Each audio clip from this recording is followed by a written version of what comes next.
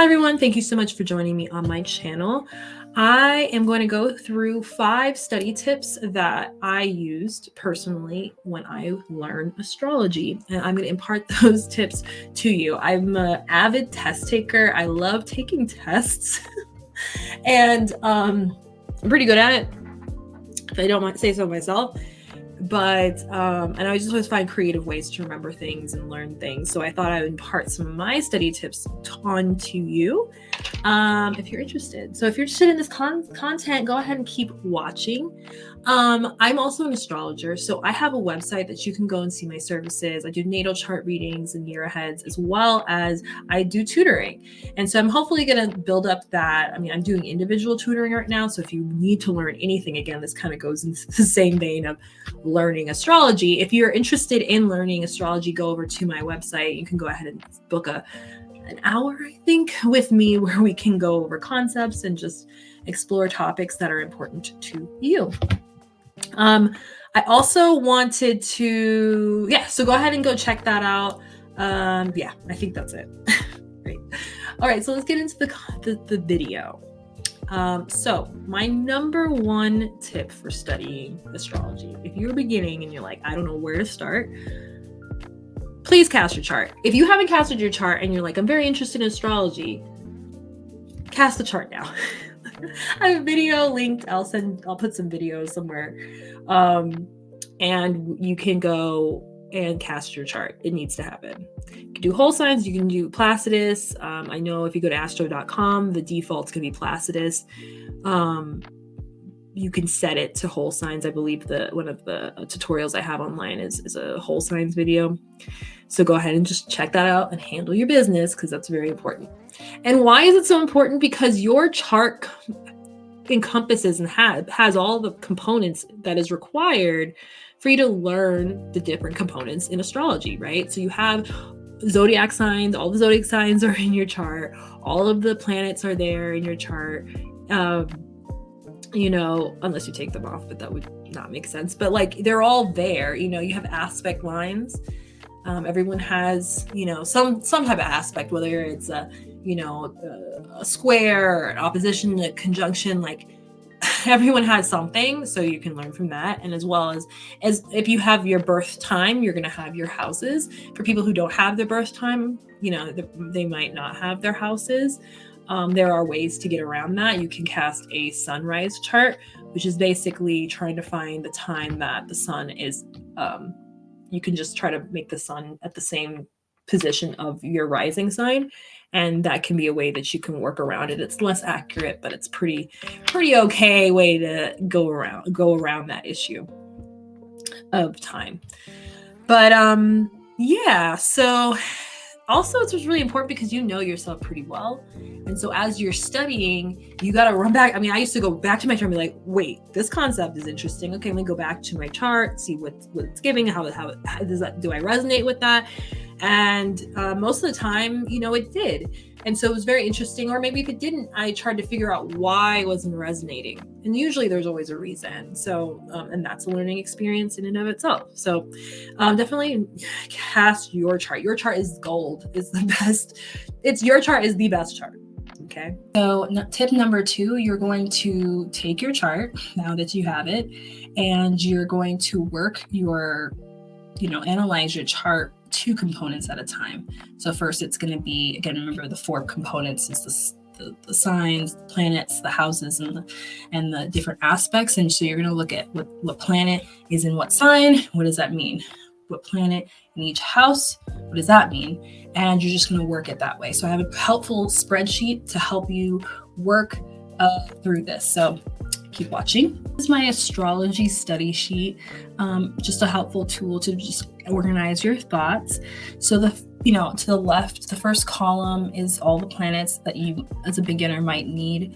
You can always add more, or you can duplicate this tab and just replace these out with something else. Like you can replace it out with like Vesta or something. If you wanted whatever you wanted to do, you could swap it out, but you can keep duplicating it and just change it. And along the top, These columns represent all areas that you're going to fill out. So meaning, the first column is meaning of the planet in question. So in this column, in this row, it's the sun. So I highlight what the meaning is. In this case, it's ego, identity, soul's earthly expression, whatever, the father, whatever you want, authority figures, whatever you want. You can, if it's the moon, then it's okay, mother, family, your emotional, subjective emotional reality, things like that. So you just fill that out. And I also have a sample chart, and in this sample chart, the sun is in the 12th house of Aquarius. So you would, so the sun is in Aquarius, so that sign meaning, what does it mean? Throw in just 3 words, get in the habit of being able to quickly just recall 3 words that are associated to the sign. And then following the house meaning, so 12th house. So we're dealing with the house of undoing, which is addictions, areas associated to removal from society for retreat or respite. So it can be hospitals, ashrams,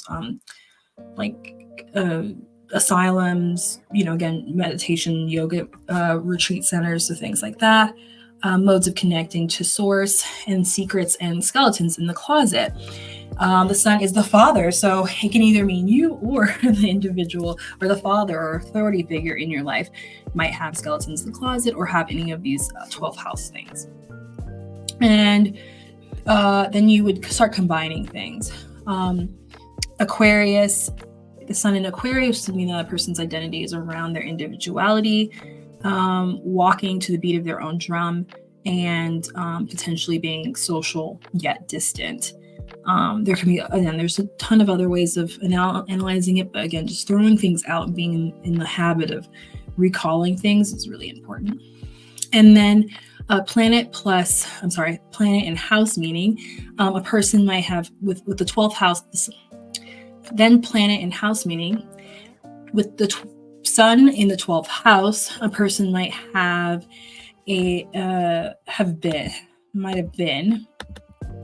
let's fix this. Might have been in hospitals, removed from society from the reasons that I listed before, might have felt unseen, father might have had secrets, and so on and so forth. And then you put all of that together. So you put these 2 columns that you've established. So you put this column, E and F, and then you come up with, think about maybe, meditate on those 2 columns and how that's resonated in your life. How does individuality and being a little different and a little odd, and how has that made you isolated, made you feel unseen? How has it made you, what does that mean? Or is there some spiritual element to your life that you pursue that's a little bit different? So in this case, I put, there may be a tendency for privacy and a need for solitude to recharge, and this person can find inspiration in exploring the mysteries of the mind by engaging in unconventional spiritual practices.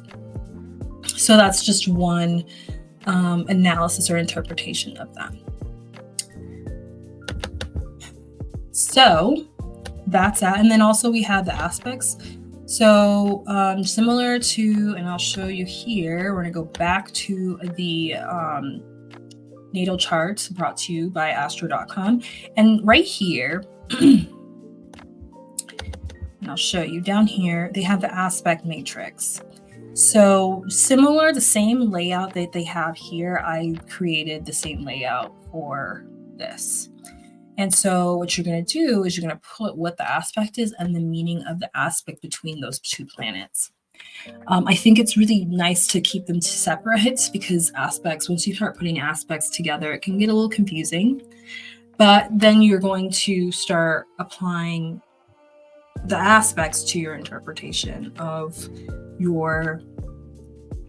all the elements together. So, and for here, so, I think there was a trine for between the sun and the moon on the example. So we're going to go back to our handy dandy astrology natal. So we're going to go back to our handy dandy natal chart brought to you by astro.com. And there is a, matrix aspect matrix. And so I laid out this spreadsheet in a similar fashion as that matrix.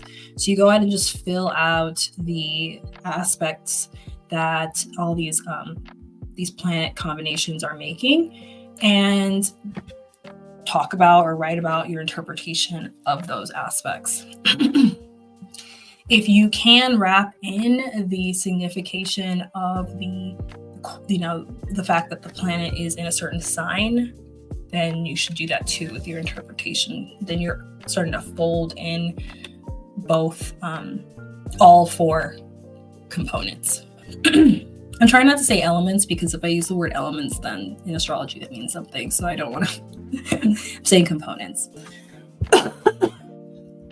And in this chart, we have Jupiter and Saturn. Jupiter and Saturn. So Jupiter is in Pisces squaring Saturn and Sagittarius suggests a tension between expansion and restrictions in a person's life. A person wanting to develop their spiritual pursuits, but somehow being challenged with needing to present in a disciplined, structured way. So they just have to strike a balance. So this is an example of how you would write that out with all components included.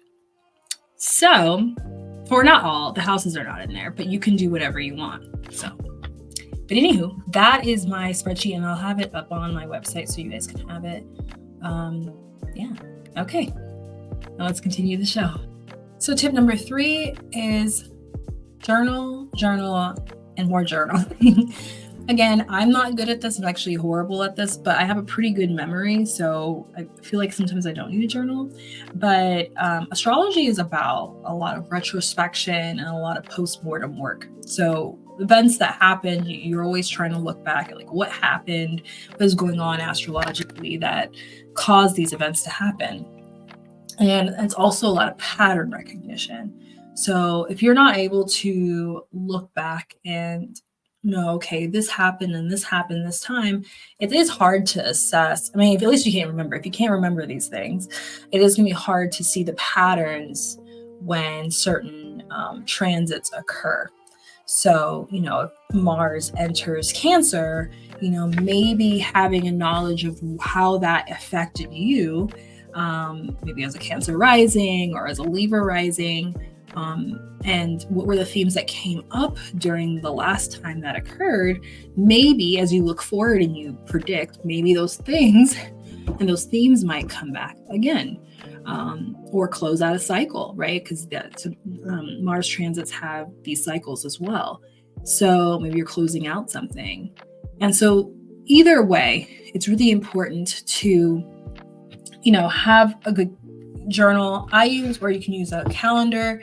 I use the honeycomb almanac when it's compelling enough for me. Like I put mostly my dreams in here. We don't have a lot, but like here, if I have like a significant dream, because I actually don't dream a lot, I will put it in here.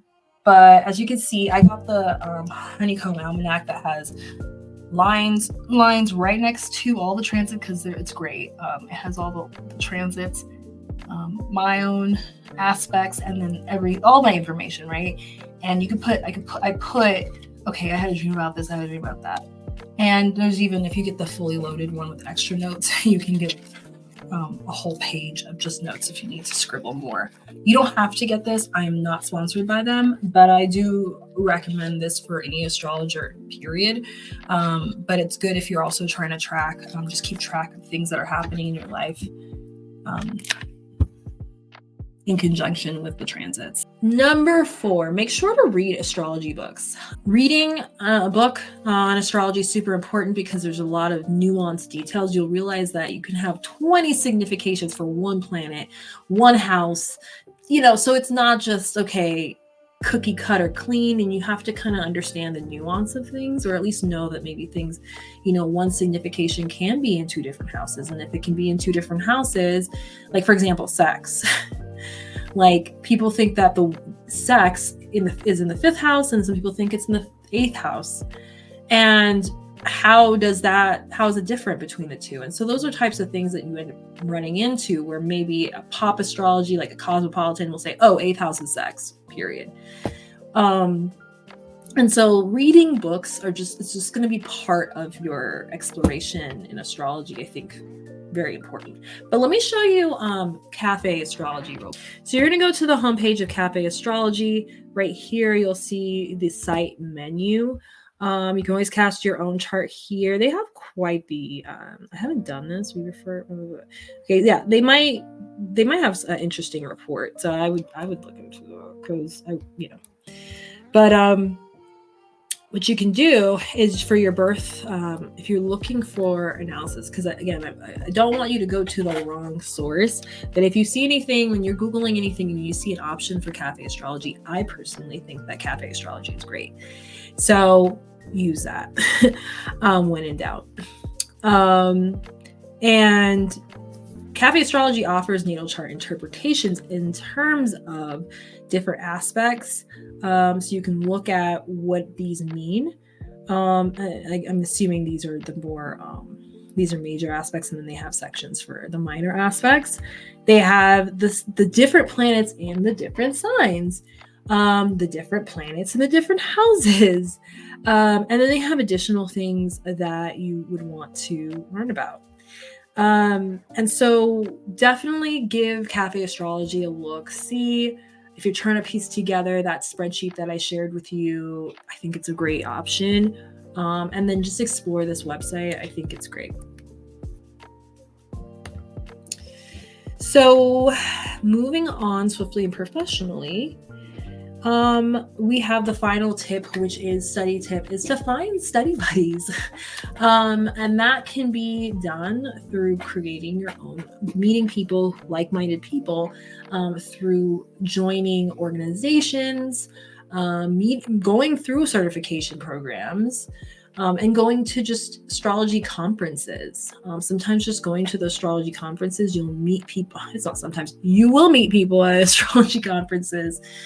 And it really will, you can ask questions, ask people things. And it's just really important to have that back and forth with people, to build that community of like-minded individuals that really care about self-improvement and helping people and manifesting the life that we're meant to live. So definitely look into those types of things. And that topic is in part 3 of my beginner's guide to learning astrology video as well.